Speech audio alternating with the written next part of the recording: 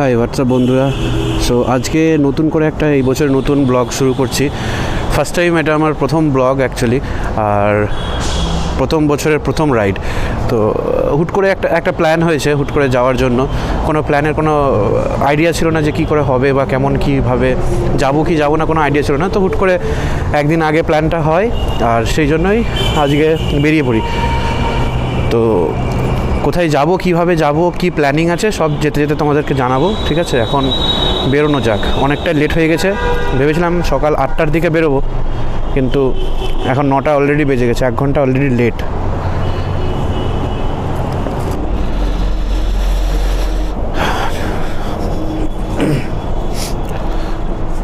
গাড়িটা একবার cold start করে নিই।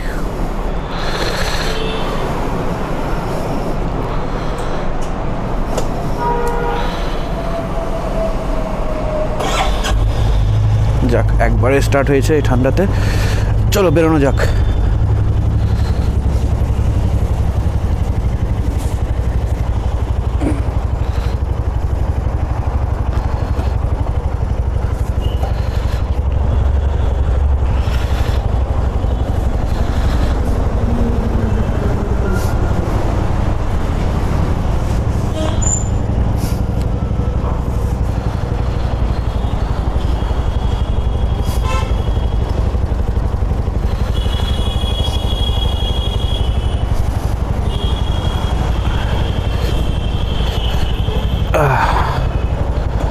অনেকটাই বেলা হয়ে গেছে, এখন জ্যামটা বিশাল, অনেক জ্যাম পাবো রাস্তাতে।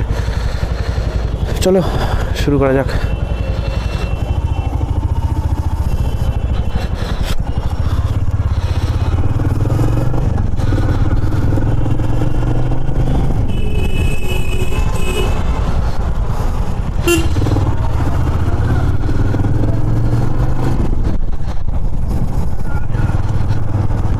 রাস্তায় তো দেখলে কীরকম জ্যাম হয়ে আছে, এখন প্রচুর জ্যাম পাবো। আমাকে সেই সাঁতরাগাছি হয়ে বেরোতে হবে, ওই জায়গাটা প্রচুর জ্যাম পাবো।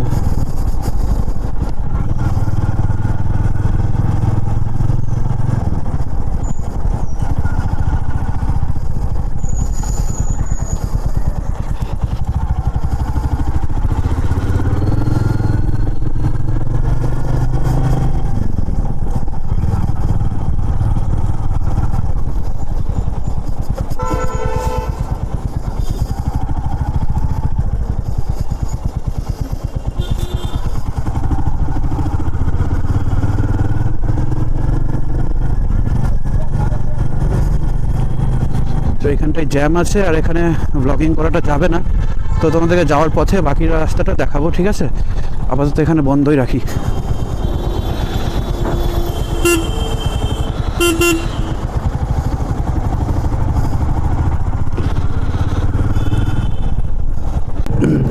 সো বন্ধুরা, আমি এখন কলকাতা থেকে অনেকটাই দূরে এসে গেছি। এখন 89 কিলোমিটারের মতো আর কি চালিয়ে নিয়েছি। কলকাতা থেকে এত জ্যাম ছিল যার জন্য ওখানে ভিডিও করতে পারিনি।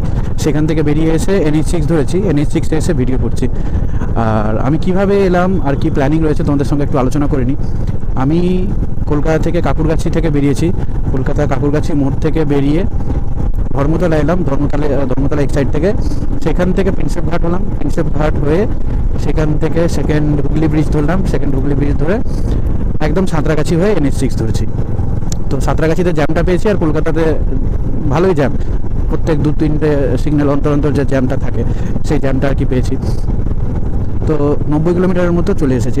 এখন যাচ্ছি, NH6 আছি, গাড়ি একটু স্লো করেছি, নাহলে মাইকে উইন্ড ব্লাস্টে এতটাই আসছে যে ঠিক শোনা যাচ্ছে না, অডিওটা খুব একটা ভালো লাগছে না। সো বন্ধুরা, এখন অনেকটা দূরে এসে গেছি কলকাতা থেকে।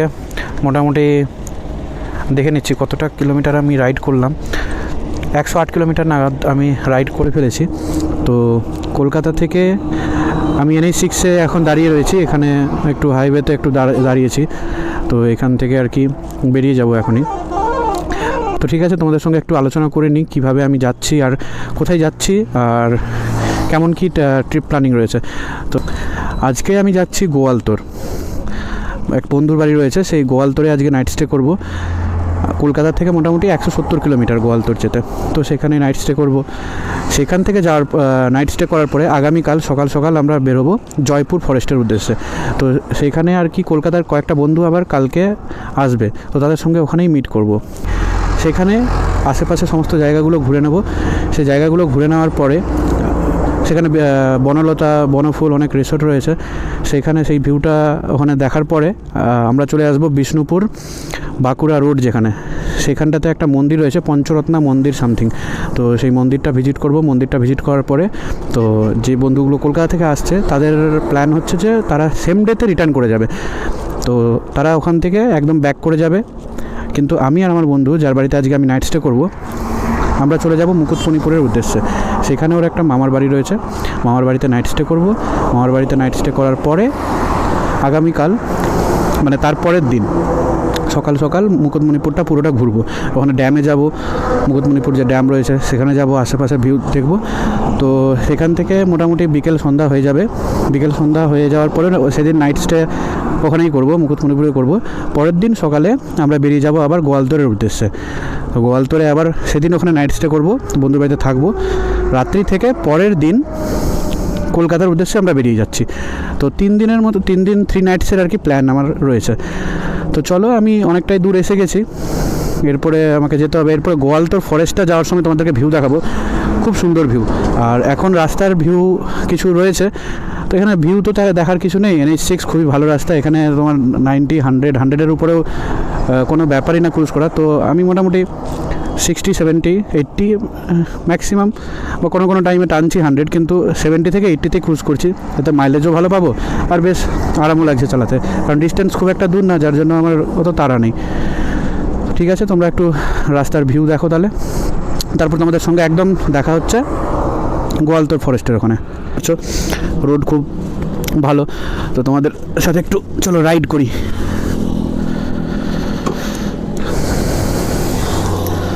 আর গাড়ি দাঁড় করিয়ে রেকর্ডটা করার কারণই হচ্ছে যে এতটাই উইন্ড ব্লাস্ট আসছে যে ঠিকঠাক করে রেকর্ড করা যাচ্ছে না। তবু আমি আস্তে আস্তে করে যাচ্ছি, আর অডিওটা শুনতে হবে, দেখো উল্টো দিকে চলে আসছে। এইসবই তো প্রবলেম হয় হাইওয়েতে। তো বন্ধুরা, আমি এসে গেছি, মিদনাপুর সিটিতে ঢুকে পড়েছি। মিদনাপুর সিটি কলেজ পার করে আসলাম। মিদনাপুর সিটি কলেজ পার করার পরেই এইখানটা ভাদুতলা মোড় একটা পেলাম। ভাদুতলা থেকে লেফট সাইডে আমি টার্ন নিলাম। লেফট সাইড টার্ন নিতেই এত সুন্দর ভিউ শুরু হলো যে আমি মানে না দাঁড়িয়ে থাকতে পারলাম না। এখানে আমার বিচ দাঁড়িয়ে রয়েছে, তো এত সুন্দর ভিউ রয়েছে। যদিও এই জায়গাটা খুব একটা সেফ নয়, অনেকে বলছে যে এখানে অনেক মানে হাতি বা অন্য কিছু পশু পাখি রাস্তায় চলে আসে। আর রাস্তা দেখো পুরো ফাঁকা, কেউ নেই এখানে, মানে রানিং গাড়ি ছাড়া। তো আমি এখানে বেশিক্ষণ দাঁড়াবো না, জাস্ট তোমাদেরকে ভিউটা দেখানোর জন্য আর কি আমি একটু দাঁড়ালাম। ঠিক আছে, তোমরা ভিউটা জাস্ট এনজয় করো, চলো।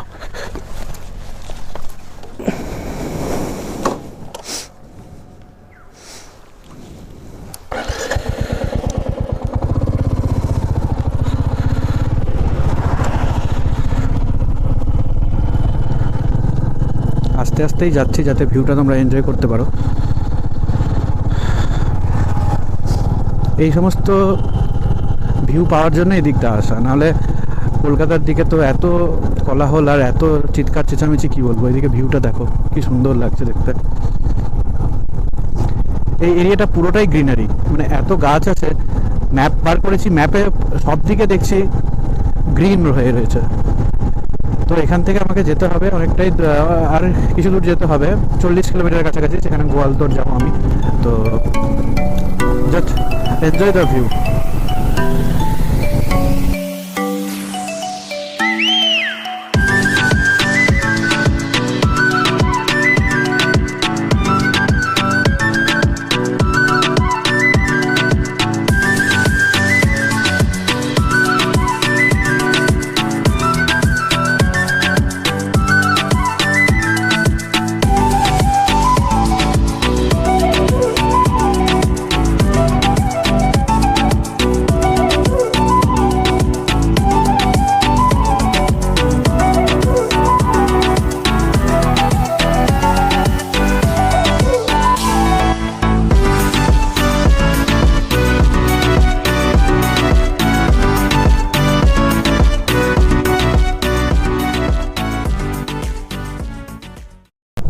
তো ফাইনালি আমি গোয়ালতোড় চলে এসেছি। এখন বন্ধুর সঙ্গে মিট করব। এগিয়ে আসতে বললো, দেখি কতটা দূরে আছে ও। সো ফাইনালি আমরা পৌঁছে গেলাম আমাদের ডেস্টিনেশন আজকের মতো। স্কুটি নিয়ে এসছিস? বন্ধু আমাদের স্কুটি নিয়ে এসেছে, বাহ। চল, কোন দিকে? চ এগো।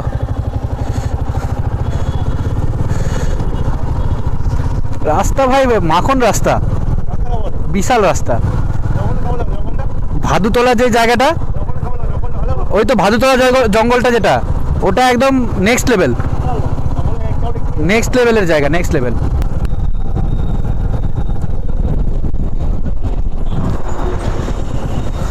এদিকে চ।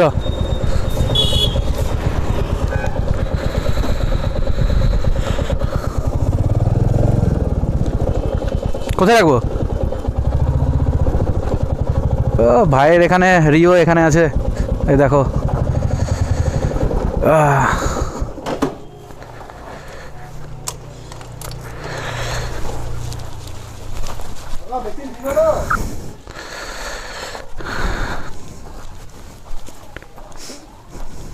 ভাইয়ের বাড়ি এটা, প্রথমবার দেখছি।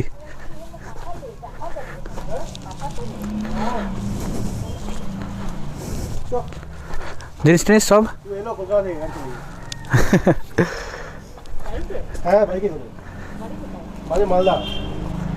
মালদা বাড়ি।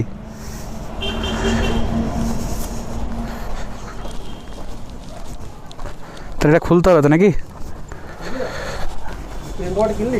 কোনটা? এটা না না, ব্যাগের সাথেই ছিল তো। ব্যাগের সাথে পেছনে থাকে তো।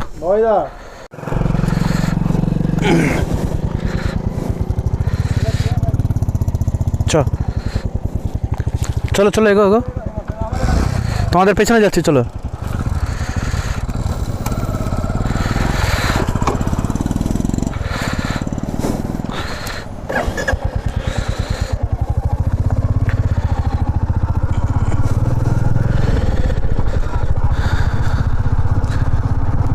সো বন্ধুরা, আমি এখন অর্ণবের বাড়িতে এসে গেছি। এসে এখান থেকে খাওয়া দাওয়া করলাম, স্নান খাওয়া দাওয়া করে এখন বেরোলাম একটু ওদের লোকাল সাইট সিন করানোর জন্য। ওদের এদিকটা পুরোটাই অ্যাকচুয়ালি জঙ্গল এরিয়া, তাই জন্য বন্ধুরা, ওর কিছু বন্ধু রয়েছে, তো তাদের সঙ্গে একটু বেরোলাম আর কি। চলো তোমরা দেখো কেমন ভিউ আছে এদিকটা।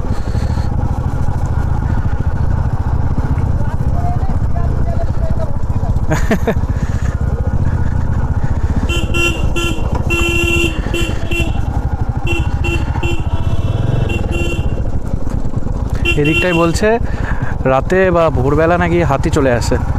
তো এদিকটা খুব রেস্ট্রিক্টেড এরিয়া, মানে খুব সাবধানে আর কি যাতায়াত করতে হয়।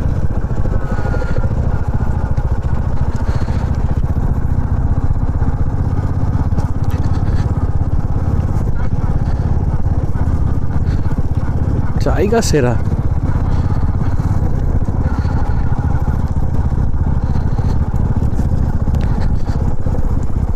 এটা একটা পুরো নদী হয়েছে, কিন্তু নদীটাতে এখনো জল ছাড়েনি। এটা একটা বাঁধ আছে সামনে, এটা দিয়ে গরমের সময় নাকি জল ছাড়ে এটাতে।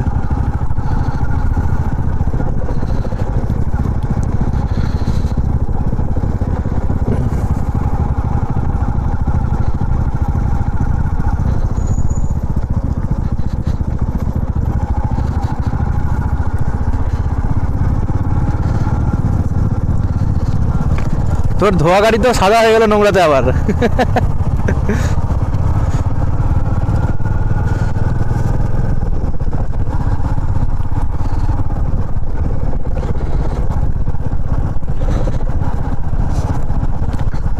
জনি, এটাতে কি জল থাকে না? হ্যাঁ হ্যাঁ, সেটাই তো দেখছি। হ্যাঁ, জায়গা কিন্তু ভাই সেরা এদিকে, তাই? হ্যাঁ, চলো যতটা যাওয়া যায় আর কি। জল খাওয়ার জায়গা হাতির, বাহ বাহ।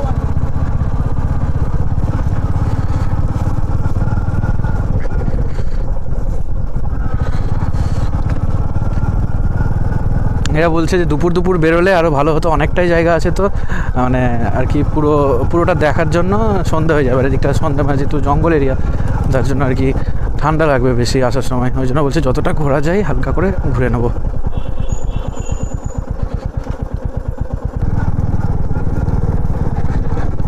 তো বাইকের তো মিটিওর আমার ভেনামের এখন অফরোডিং হচ্ছে হালকা পাতলা করে, খুব একটা যে অফরোডিং বলবো তা নয়, কিন্তু মোটামুটি একটু অফরোডিংও ট্রায়াল হয়ে যাচ্ছে। আগে কখনো কিন্তু এরকম করিনি, কারণ আমি এখনও পর্যন্ত 5,500 কিলোমিটার যে চালালাম সেটা পুরোটাই হচ্ছে হাইওয়েতে চালানো হয়েছে, আর সিটিতে, কলকাতা সিটিতে চালানো হচ্ছিলো, আর বাড়ি যাওয়ার টাইমে হাইওয়েতে। কিন্তু এইরকম মানে অফরোডিং প্রথম করছি আর কি।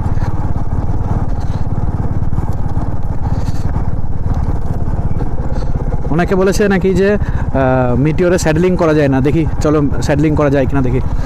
এই তো স্যাডলিং করা যাচ্ছে, কি সুন্দর দেখো। অনেকে বলছিল যে স্যাডলিং করা যায় না, কিন্তু একটু সাবধানে, একটু প্রেশার দিতে হচ্ছে। আর নর্মাল যেমন হিমালয়ানে একদম ফুটপ্যাকটা নিচে পায়ের নিচে থাকে, সেটা এটাতে পসিবল না, কারণ এটা একটু ফ্রন্টের দিকে থাকে। তবে অ্যাভেঞ্জারের মতো একদমই সামনে থাকে না, কিন্তু একটু প্রবলেম হয়, বেশিক্ষণ তুমি দাঁড়িয়ে থাকতে পারবে না। সিরিয়াসলি এদিকটাতে এসে এতটাই সুন্দর লাগছে না, কিছু বলার নেই। এদিকটা দেখো পুরো গ্রিনারি এরিয়া একদম, মানে একদম এটা কিছু কিছু জায়গা একদম মনে হচ্ছে গ্রামের দিকে এসেছে, কিছু কিছু জায়গা শহর, যেমন মেদিনীপুর সিটি অবভিয়াসলি সেটা শহরের মতোই, কিন্তু এদিকটা পুরো যেমন গ্রামের মতো ভিউ দিচ্ছে, মানে আলাদাই ব্যাপার এই দিকটা। আরেকটা জিনিস বুঝলাম, এদিকে গাড়ি নিয়ে এসে গাড়ির মাইলেজ প্রচুর ইনক্রিজ করেছে। যেখানে কলকাতাতে থাকলে এই মিটিওরে আমি 30-32 পাই, এখানে 38-40 কোনো কথা না। তো এদিকে সত্যি গাড়ি চালিয়ে আলাদাই ফিল। তো বন্ধুরা, আজকের মতো ব্লগটা এখানেই শেষ করছি। কালকে তোমাদেরকে আবার নতুনভাবে সমস্ত কিছু আপডেট দেবো। চলো টাটা।